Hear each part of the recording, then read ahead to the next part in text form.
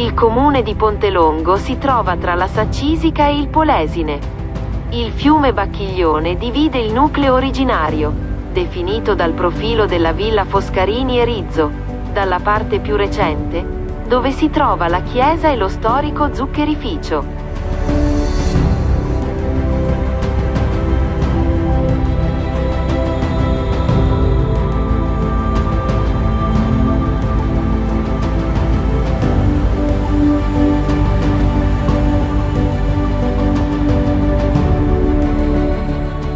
L'ex Casa del Fascio, costruita in epoca fascista dall'architetto Quirino De Giorgio. Lo zuccherificio, sorto nel 1910, azienda simbolo di Pontelongo.